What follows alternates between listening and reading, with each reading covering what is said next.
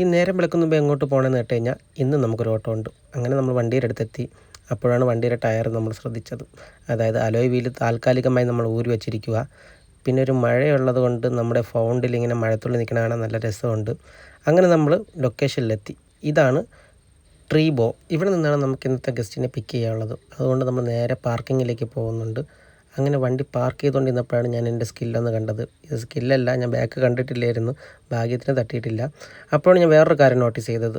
ഒരു white T shirt എടുത്തിട്ടതാ, പക്ഷേ അത് എസ് ആയിപ്പോയി. ഞാൻ എക്സലാണ് യൂസ് ചെയ്യുന്നത്. അവിടെ നമ്മൾ നേരെ ആഴിമലയിലെത്തി. ഇവിടെയാണ് ഫസ്റ്റ് ലൊക്കേഷൻ. നമ്മൾ പിന്നെ നേരെ ആഴിമലയിൽ അവിടെ പോയി 2-3 സ്നാപ്പൊക്കെ എടുത്തിട്ട് തിരിച്ച് വീണ്ടും വണ്ടിയിൽ കയറി. അപ്പോഴത്തേക്കും ദർശനം കഴിഞ്ഞ് കസ്റ്റമർ നമ്മളെ തിരിച്ച് വണ്ടിയിലെത്താറായി. ഇനി നമ്മളിവിടുന്ന് കത്തിച്ച് വിടുന്നത് എങ്ങോട്ടെന്ന് കേട്ട് കഴിഞ്ഞാൽ അടുത്ത ഡെസ്റ്റിനേഷനിലേക്കാണ്. അതെവിടെയെന്ന് ചോദിച്ചു കഴിഞ്ഞാൽ നമ്മുടെ സ്വന്തം ചെങ്കലിലേക്കാണ്.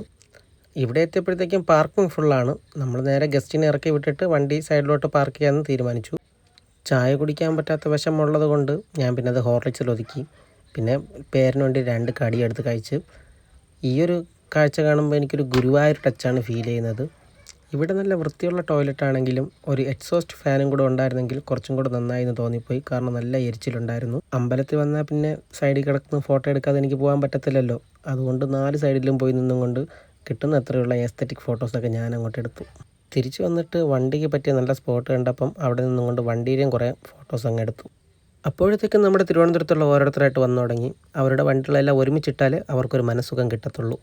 ഇതിനിടെ കൂടെ പത്തനംതിട്ട എന്നൊരു കളറ് വണ്ടിയും നമ്മുടെ തിരുവനന്തപുരത്തൊരു കളറ് വണ്ടിയും പിന്നെ എല്ലാം കൂടെ ആയപ്പോഴത്തേക്കും ഫുള്ള് കളർഫുള്ളായി.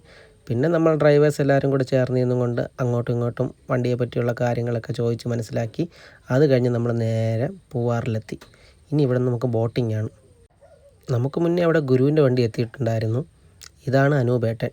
ഇന്നത്തെ നമ്മുടെ ഈ യാത്രയെല്ലാം കോർഡിനേറ്റ് ചെയ്യുന്നത് ഈ ചേട്ടനാണ്. വന്ന ഗസ്റ്റുകളെ ഓരോ ബോട്ടിലായിട്ട് കയറ്റി വിട്ടിട്ട് ഞാൻ അവിടെ തന്നെ അവരെ നോക്കി നിൽപ്പുണ്ടായിരുന്നു. ഇനി ഇവരെ 1.5 മണിക്കൂർ കഴിഞ്ഞ് പ്രതീക്ഷിച്ചാൽ മതി. അതുകൊണ്ട് ഞാൻ നേരെ ഡ്രൈവേഴ്സിൻ്റെ അടുത്ത് അങ്ങ് പോയിരുന്നു. കൈരളി ബാക്ക് വാട്ടേഴ്സിൽ നിന്നാണ് ഇവർ ബോട്ടിങ് പോയിരിക്കുന്നത്. ഇവരോടൊക്കെ സ്നേഹമാണ്. എനിക്ക് നല്ല ചിക്കൻ കറിയും മോരും ചോറും തന്നായിരുന്നു. ടേസ്റ്റ് ഓഫ് കേരളയിലാണ് നമ്മുടെ ഗസ്റ്റിന് ഇന്നത്തെ ഫുഡ്. അവിടെ പോയപ്പോഴും ഫുഡ് കിട്ടി. ഇന്നത്തെ കണി എന്തായാലും കൊള്ളാം. 4 മണിയോടുകൂടി നമ്മൾ കോവളത്തെത്തി. പിന്നെ അവരുടെ അഴിഞ്ഞാട്ടമായിരുന്നു. ഇതുപോലെയുള്ള നമുക്ക് ഇഷ്ടപ്പെട്ട സ്ഥലങ്ങളിലെത്തുമ്പോഴായിരിക്കും നമുക്ക് വലുതെന്നോ ചെറുതെന്നോ പ്രായ വ്യത്യാസം ഒന്നും തോന്നാതെ നമ്മൾ അവിടെ കിടന്ന് എക്സ്പ്ലോർ ചെയ്യുന്നത്. ഇവരുടെ ഈ ചിരി തന്നെയാണ് നമുക്കുള്ള ഏറ്റവും വലിയ ഗിഫ്റ്റ്. ട്രിപ്പ് എന്തായാലും ഇവർക്ക് നന്നായി ഇഷ്ടമായിട്ടുണ്ട്. ഞാൻ തിരിച്ചവരെ സേഫായിട്ട് എത്തിച്ചിട്ട് ഞാൻ പോകുന്നു. Okay, by.